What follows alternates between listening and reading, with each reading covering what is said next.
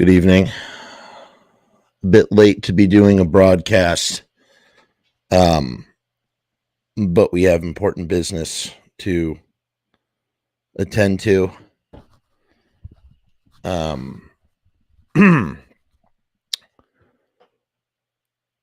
to start? Dave Street, who we've mentioned on the channel from time to time, a dear friend and longtime collaborator, passed away yesterday. Really weird day too for Dave to pass away. For me personally, because it was my daughter's birthday, and so now when I think of my daughter's birthday, I'll also think of Dave. I guess maybe they're kind of bonded in that way. I don't know. That's a weird thought too. I was in complete shock, total shock that Dave died. Truly, just. I mean, I'm not entirely surprised, but shocked nonetheless. But I'll get into all that. I actually, to sort of keep me on the beam, I've been sort of working on and off all day in between, everything else, working on sort of like a memorial, tribute, eulogy, sort of just a thing for Dave, who I knew for 12 years and who taught me a lot in many kind of ways. Let's just jump into it, shall we? I'm going to try and stay on the beam here with I have a thing. This is from my blog, the blag, actually, BLAHG, like blah, like blog. And I'll put a link to it in the comments. There's more stuff coming with the blog. This is just what I was able to get up today. So that's what I've done. I put this, I slapped this together. Probably would have spent more time with the photos. Just a quick note. I stole a lot of these photos from Dave's Facebook. So I don't know who took all the photos, but I just wanted a cross section of Dave to be represented as we speak about him tonight on the broadcast. And I thought this would be the best way to go about that. So here it is right now. And I apologize in advance for any kind of frog I have in my throat. Somewhat sick right now as I try to read and navigate through this. Okay, let's dive into it, shall we? Wonder how things look now. We want to see the full thing. Okay. Remembering Dave Street, the punk comic, writer, lyricist, and actor. I am in shock that Dave Street is gone, especially considering everything that had recently happened, everything that he had just been through. For those of you who don't know, almost a year ago, Dave had fought tooth and nail as he clawed his way back up from the brink of death. I went to visit him at the hospital and was aghast at the sight that I saw. With everything that had been happening since 2020, it was certainly the last place anyone would want to be. But there was a little more to it than that. You see, in Dave's past, hospitals, doctors, and the American healthcare system at large were sort of a Professor Moriarty to his Sherlock Holmes. He and his mother, Adele, had gone through the ringer as they dealt with a lack of humanity, dignity, and general bedside manner that many encounter when navigating the adversity that can be found in the medical industry complex. Dave even wrote a book about these experiences called What the Health, Mommy? And now, here he was, surrounded by doctors and nurses trying to stabilize his condition while Dave was fighting to get on Medicaid. The high sodium levels he was dealing with hadn't just affected his body. Actually, it might have been calcium levels, not sodium levels. The high sodium or calcium levels he was dealing with hadn't just affected his body, but also his mind. Earlier that week, when we spoke on the phone, he was hardly coherent. It was heartbreaking, and I assumed that it must have been near the end. It had turned out Dave was inflicted by some form of cancer. It was a cancer in the back. I thought that this trip to the hospital might not have been to say hello, but actually to say goodbye.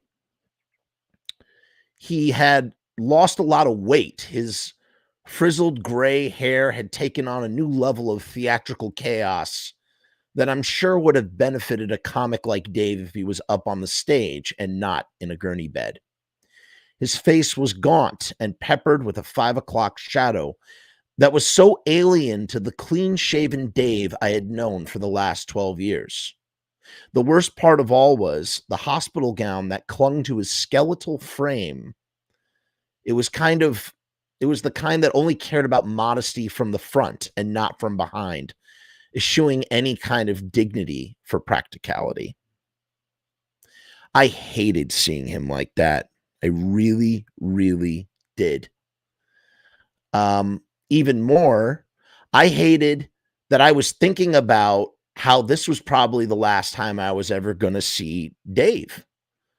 Slightly more legible and coherent in speech than our previous phone conversation a few days earlier, he was now running from salty charm to sweet belligerence with any nurse or doctor who came through to give him a tray of banal hospital food or checked on his vital stats. That this is the end of the line for someone so vocal to be silenced by a final stay in a hospital room. After everything that he had experienced, everything that he had wrote about, Dave was going to die in a hospital bed. I first met Dave because of my infatuation with the Misfits. Dave worked at Natasha's, which was like a fashion clothing store boutique on St. Mark's.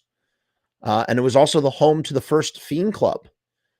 And he was not just friends with the band, but also played manager for them to help secure some gigs with the Damned. For anyone to have witnessed that, it must have been a zany, wonderful time to have been a fly on the wall. Here's Dave with Bobby Steele, I believe at Haraz, maybe. I don't know. And here's Dave with Natasha wearing one of Natasha's custom-made jackets. Dave always claimed that he hardly remembered the late 70s through the 80s when he was a punk comic, swapping out Lichtenstein for the surname of Street. He would go on to open for bands like the Ramones, the Cramps, and the Misfits, and even put a 7-inch out of his stand-up. I'm glad I have a copy. I never got to see any of I wrote this wrong. I never got to see Dave do any of his material from his old act, but it was easy to imagine the effect that he could have on a crowd with the idiosyncratic, whimsical charm that still oozed from his pores decades later. The first time I came over to his house, I met his mother, Adele. It was the last years of her life, and she was the type of warm, personable, and endearing person that made you feel like you knew her your whole life. Adele was an extra grandma stored away in South Plainfield, New Jersey, just in case she ever needed one. I don't know what their relationship was always like, but Dave was so loving and tender, a good son, the best son, at a time when Adele probably needed it the most. She was adored and cared for. Here's Dave with his mom. That's Adele. He used this picture for the cover of his book, What the Health, Mommy. The interview we conducted in 2010 was not the last time I put Dave in front of the camera.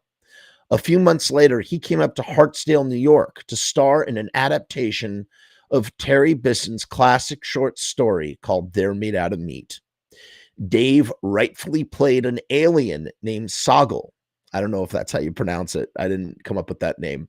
Who is disgusted by a report he receives that Earth people are in fact made out of meat. Whenever Dave would call me after that, he would always say, "Hey, Jeff." That's how he'd greet me on the phone.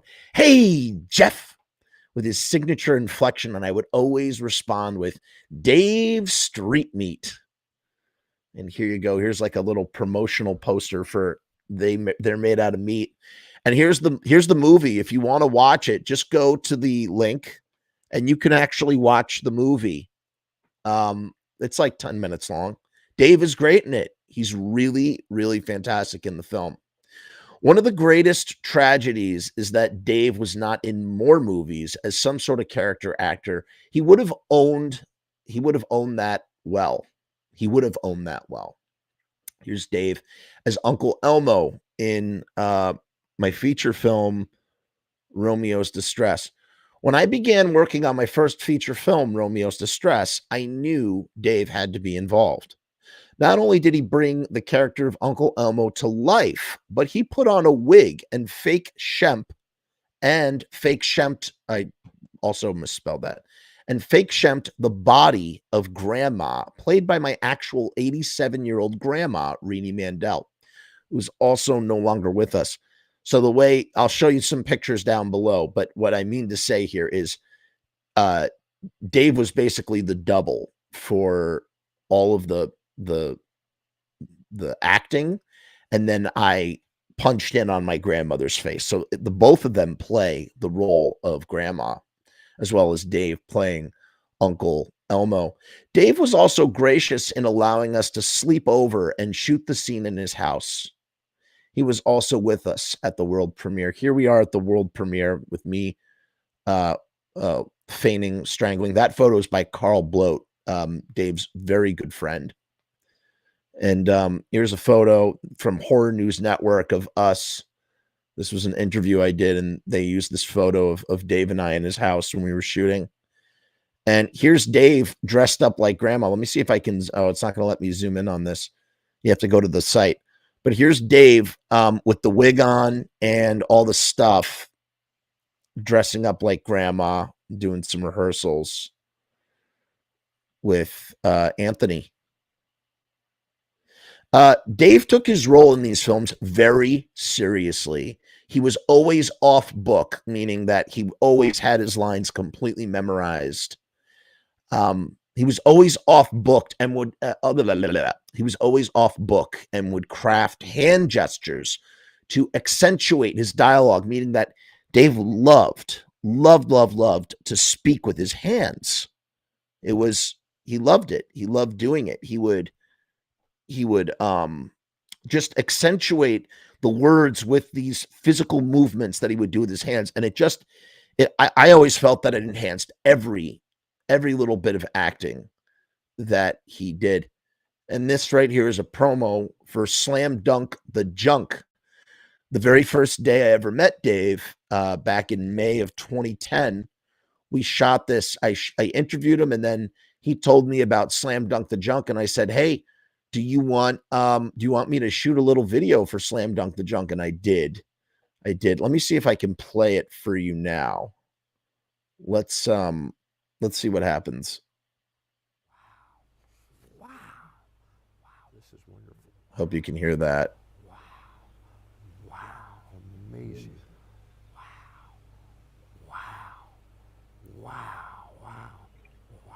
Wow. Oh, wow. Hi, I'm Dave Street, and I have here with me a truly wonderful, amazing book. It's called Let's Slam Dunk the Junk, and this book uses the game of basketball to inspire kids all over this country and around the world. Can you guys hear that okay? To recycle, reuse, not litter, and to take care of this earth. It has educational pages in it, and it even has activity pages in it. Even more amazing, this book was printed in a printing plant that is run by Frumess. So So no carbon fossil fuels had to be burned to make this book. Slam dunk the junk, slam dunk the junk. Don't let this bottle fall to the ground like a basketball. Pass it around, recycle, reuse it, keep it in a loop, just like playing a game of hoop. Slam dunk the junk, slam dunk the junk. Keep your court clean, it's common sense, just like playing a good defense. And when things go in the recycling bin, that's a game we all can win. Slam dunk the junk, slam dunk the junk. Slam dunk the junk.com.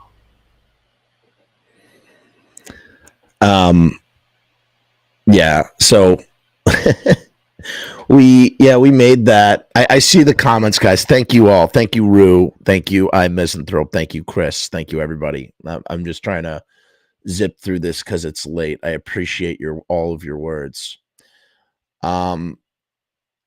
Yeah, Dave really cared about that stuff. Performing was in his blood, as evident by all the amazing work he did in schools as a kids' education performer. And I didn't even know this. Bobby Steele posted a tribute, and I read it, and I didn't even realize that Dave was a substitute teacher as well. I did not know that about him, but I knew him as a kids' education performer. He would go around to all sorts of schools all over the place, and he had special programs that he would do, educational programs, and the kids loved him, and he won awards. He had a website set up. I think he was also known as Eco Dave as well. And though that was how he made his living, Dave was a radical who truly and deeply cared about social, political, and environmental issues across the spectrum that all held a common theme: the way that they affected and marginalized various groups of people. He was like a lobbyist, but a good one, who always desired to change the system that holds people down. These issues and themes informed everything that Dave would write: books, scripts, plays, comics, and poetry.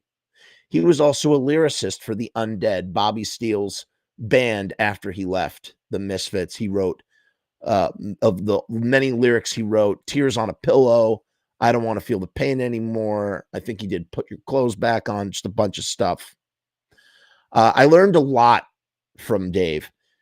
He espoused chivalrous values and ideals that could sometimes be endearingly quixotic. I don't know if I'm saying that right.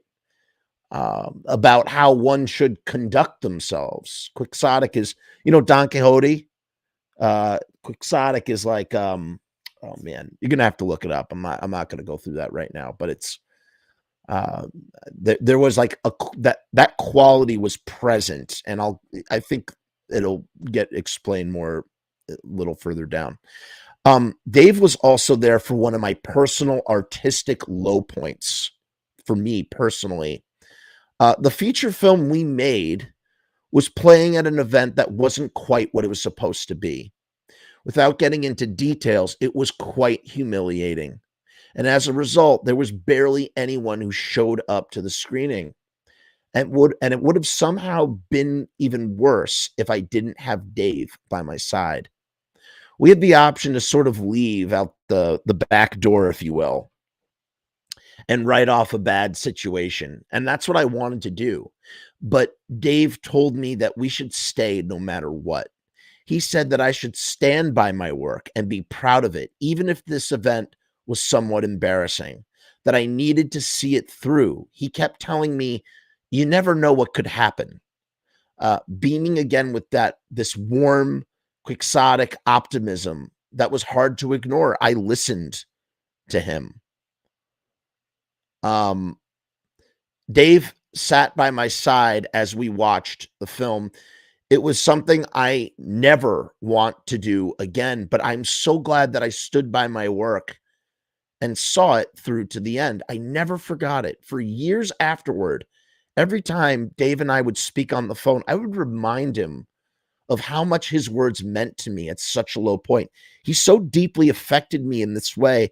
I was so down. I was feeling so disillusioned and embarrassed and just horrible. And Dave, with that, just like that eternal optimism, just there was something so truthful in what he was saying. He was so nurturing and caring with his words, and it was like he didn't literally hold my hand, but he held my hand through that whole situation, you know. So yeah. Dave, yeah, we already read that part. Those values and ideals came straight from Dave's heart. Because here's the thing about Dave, he had so much heart, the biggest heart I know. And he believed in the boundless power that a positive mental attitude can help someone through anything. And Dave, he tried to live his life by that principle as best he could. He would leave little post-it notes scribbled with mantras of encouragement around his computer desk. They always involved things that he wanted or needed to materialize. And even if they never did, he still invested in that power. He always believed. It kept him going. The triangle of success. Dave also came up with the triangle of success.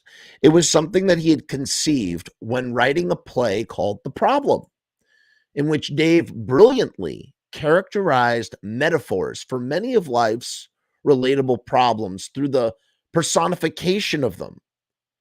You recognize how a show like South Park would have been lucky to have Dave writing for them when you see The Problem, which my wife Enav and I were fortunate enough to attend when they were doing workshops of the material. This is Dave Street's triangle of success. Number one, at the base of the triangle is clear communication. This is the basis and foundation of the triangle. Always make sure you are communicating clearly and totally what your message is and what your agreement is. So many times we have problems in life because we assume we know what the other party has communicated to us, and we are wrong. It is so important to always clearly communicate down to the last detail or any relationship, any agreement. Number two, the right side of the triangle is keeping our word. Once we know what we have communicated, then it is up to us to keep our word. Aside from things like act of God, like an act of God clause where things happen that are outside of our control, we should do everything we humanly can to make sure we keep our word. And three, the left side of the triangle is controlling our emotions. The reason people break agreements is because they get angry and upset. They know they have communicated clearly. They know what they have given their word on, but they don't like what that person just did to them. You know, what somebody might have just done to them, basically, and decided to change what they had agreed on. We can't let emotions provoke us into negative behavior. We can't let our emotions break our word. We can't let our emotions go against what we have clearly communicated. I like to imagine that Dave partially decided to call it the triangle of success because these ideals may seem deceptively simple, but can be very difficult to put into practice. In the end, we're just people afforded the opportunity to try our best. Therefore, it is a triangle. Try looking at it from this angle.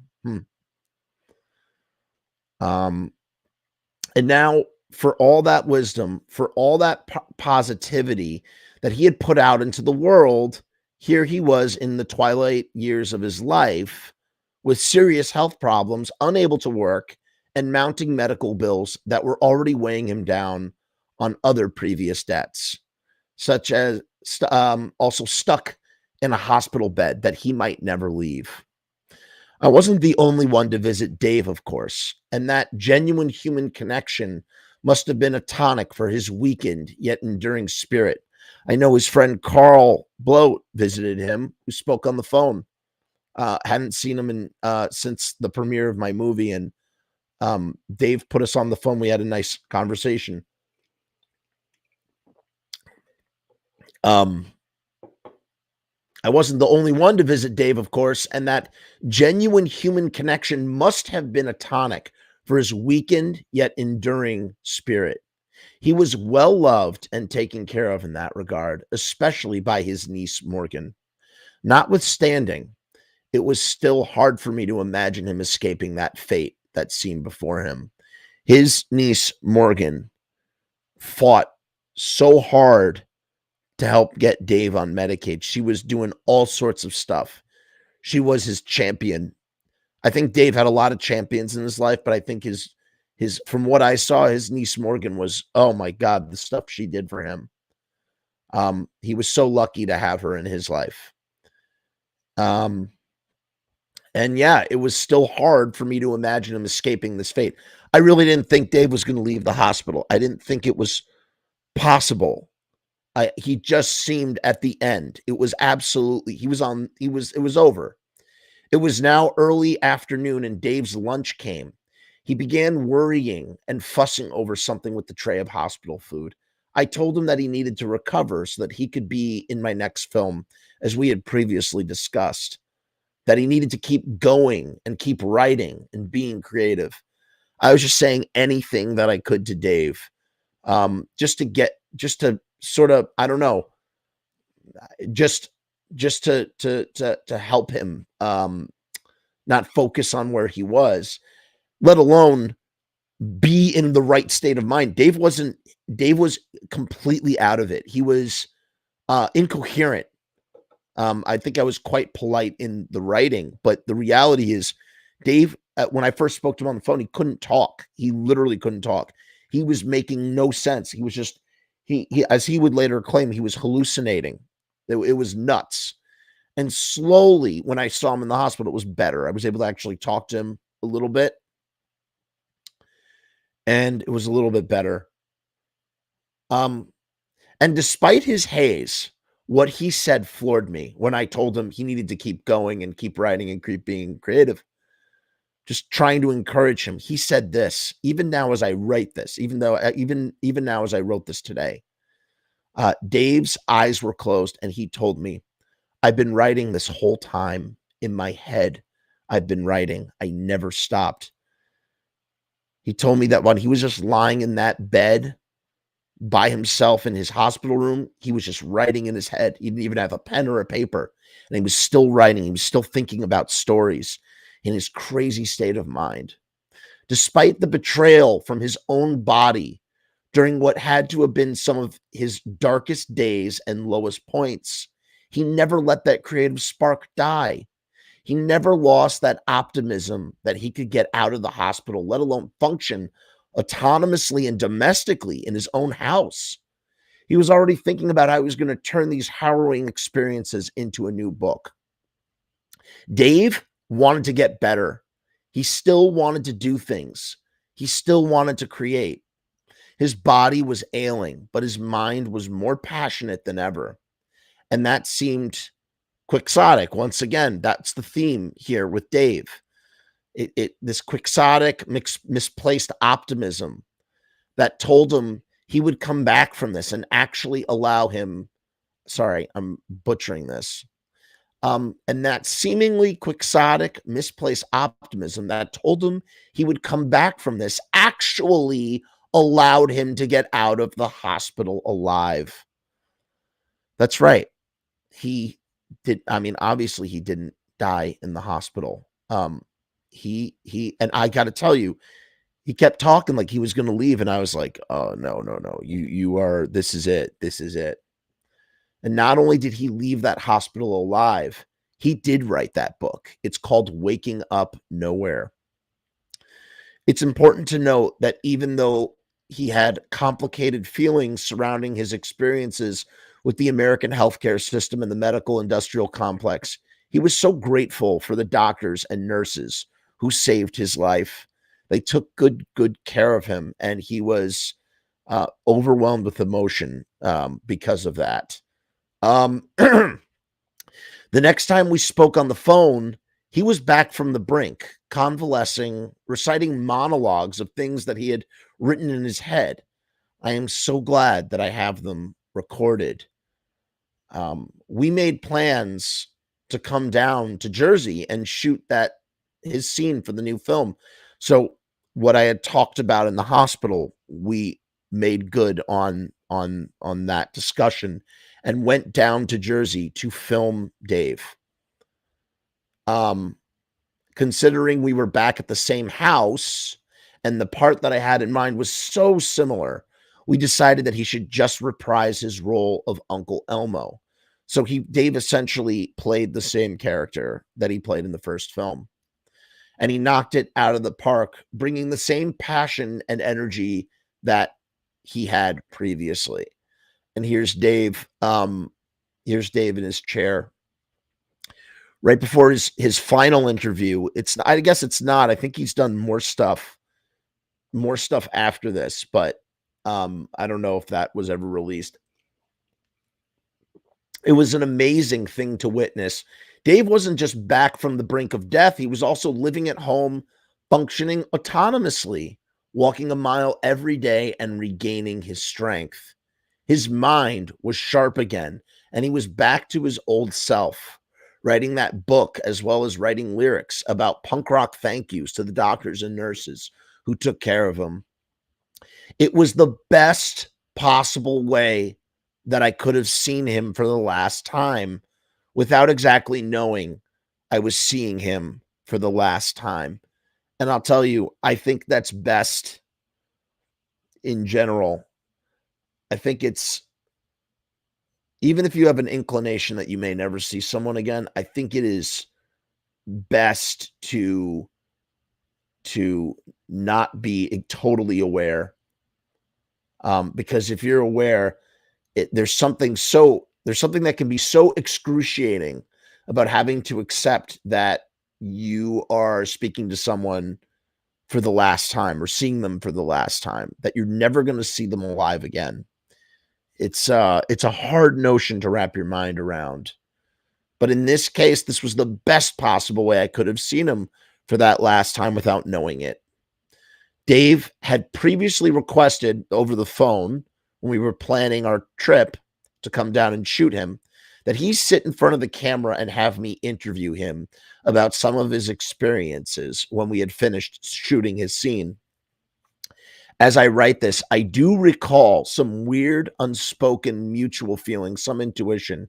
You can see it in the video as I asked him impromptu questions off the top of my head, thinking that this video needed to capture his essence somehow. He had an idea that they could have been his final tapes. That fortunately ended up not being the case, as I just stated. Dave is very emotional in this interview, which I'm going to upload to the channel when I get off here. He is talking like it might be his last time on camera. And at that time, he was doing really great. But I think even Dave realized that he must have been living on borrowed time. That what he was experiencing might not have been sustainable. He still had cancer. It was just manageable. And, you know, he didn't know how much time he had left. We said our goodbyes until next time. But that's the thing about getting out alive. You know, he got out of that hospital alive, but, you know, it was just an illusion. Nobody gets out alive. None of us get out alive. None of us are going to get out of here alive. It comes a time where it's time to go. This is the last picture that we took with Dave, that I took with Dave. That was the last moment I ever saw him alive. We spoke on the phone after that, but that was the last time I saw him at his house. This will sound cliche and lame, but it's almost as if he really did tell Death, not today. You know, like in Game of Thrones, what do we say to Death? Not today. And Death listened. But the thing is, Death always comes back. And that's what happened to Dave yesterday. Death came back. but he came back in a much gentler way. Bob Lichtenstein, Bob, Dave's cousin, told me over the phone that he went in his sleep, and I was relieved, frankly. Yeah, that's right. I was relieved that Dave went in his sleep. Not because Dave was gone, not because he had died, but because he got to go in the most peaceful way possible. His sister wrote on Facebook that he was found peaceful with a smile on his face. And I just can't think of a better way to leave this world, in your own bed, asleep with a smile on your face. God bless you, Dave. He didn't die in his darkest hour in a hospital wrapped in a gown, showing his bare ass to all who might enter the room. He overcame all of it and died triumphantly with the dignity that he deserved in his own bed, peacefully with a smile on his face, after spending months and months with renewed vitality and creative outpouring in his writing. And that's what happened when Dave got out of the hospital. It poured out of him. He started writing and he was being creative, and he felt like he had a new lease on life. It's not sad that Dave died, because Dave was going to die. What's incredible is that Dave didn't die in that hospital, that Dave made it, and he died on top, not at the bottom. You know what I mean? That's what it really makes me, that's what I take solace in that. I really do. I think it's a testament to his triangle of success. This is kind of hard to admit, but I'm just going to say it. The last time Dave called me, I didn't pick up. I made the conscious decision to not do it. I purposely did not pick up the phone the last time Dave called me. I wasn't able to talk in that moment, and I never returned his call in time. And that is something that I will regret forever. It is also not the first time that this has happened either.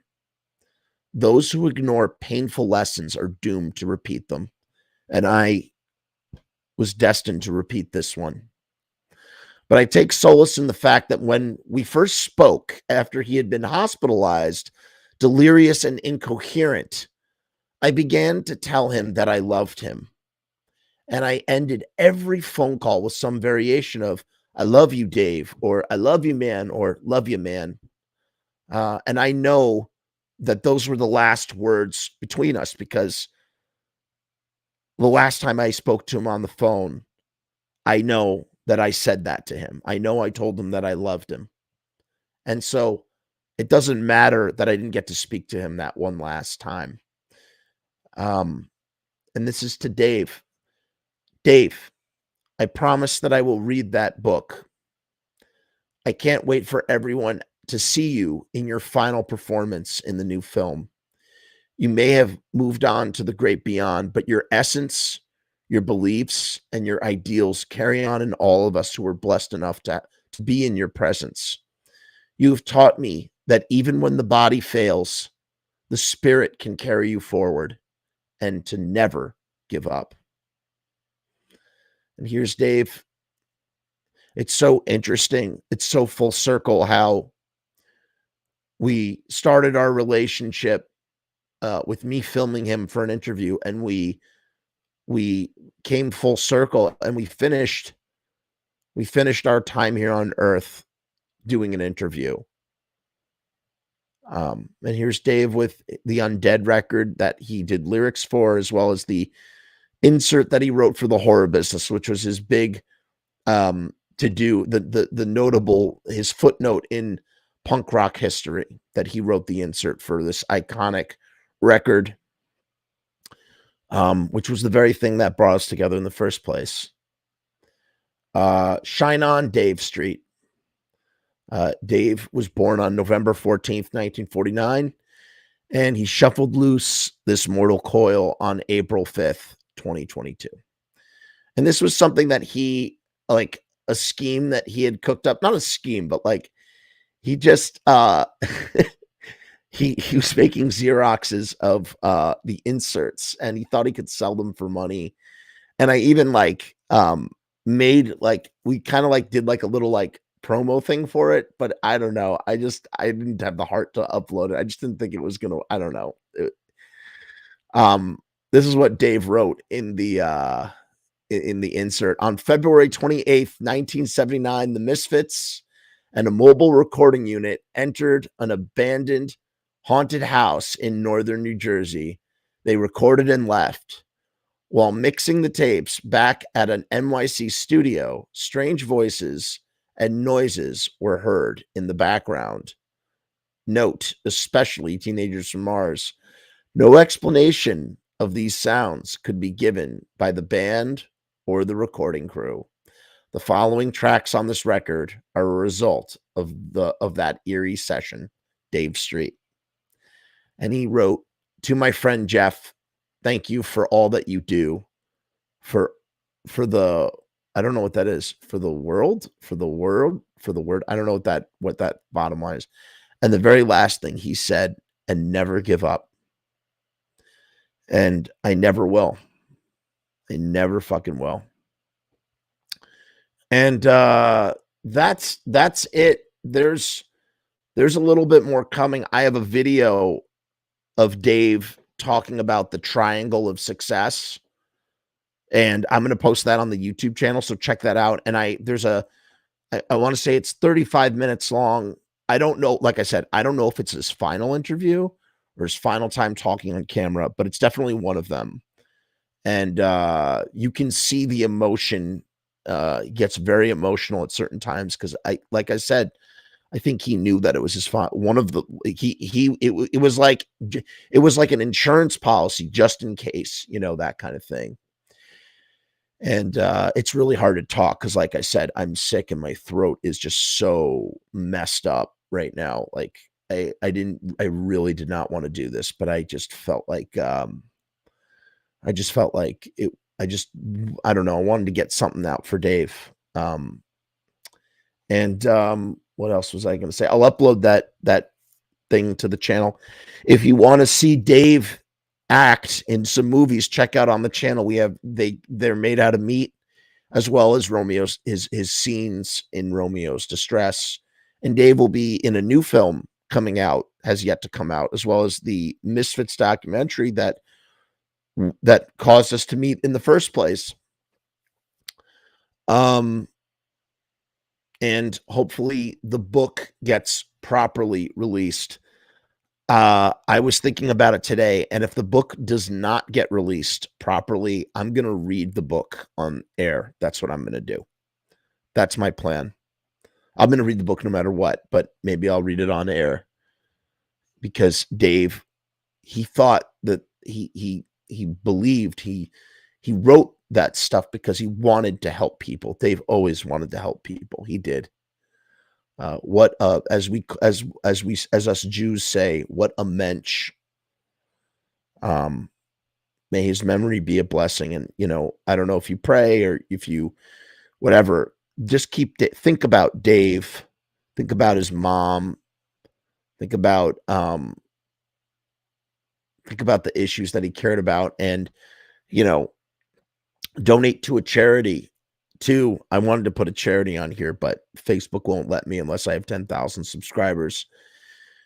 If there's Dave loved charities, and so if there's keep Dave's good intentions and vibrations moving by donating. If you get a chance, you don't have to talk about it. It's not good to talk about it. You just do it. You do it quietly. You don't have to post about it on Facebook. You just do it quietly. And that's it, man. That's it. No sponsor messages tonight. It's not about that. It's really, really not. I know I have the ticking screen. I forgot to take it down. It's not about any of that stuff. It's really not. It's just about saying goodbye to Dave. There will be a service for him. I don't know when. That information, I asked his cousin. None of that information has been solidified yet. Usually Jews put their own, I should say their own in the ground within 24 hours of death. That's generally how it works, religious or not religious. From the sound of things, it doesn't sound like that's happening. It sounds like it's going to take a little bit longer, which I hope so, because I really want to be at that service. And I don't know why I'm babbling about this. So yeah, so keep your eyes peeled for those videos. I have more videos of Dave coming. Watch them and share them. Share Dave's triangle of success and try and implement it in your life. That's it. Yes, Dave did believe in people. Thank you, Rue. I'm glad you'll light a candle for him. That's beautiful. And thank you, allegedly, but also really. Carl Sommer says, love Dave. I was literally that fly on the wall. So many memories of Dave and my uncle Carl Bloat. Oh, so your uncle is Carl. That's great. Dave is Uncle Sam. Yes, he had his Uncle Sam get up, spending time in upstate New York at my grandparents' house. That's awesome. I Misanthrope says, rest in power, Dave. I saw Bobby Steele's post about it and the fact that he wrote some of the best undead songs. I'd love to check out all his material. Totally should. Totally should. Okay, guys. That's it. No Patreon tonight or anything. It just think about Dave. We love you, Dave. We love you. Peace and hair grease.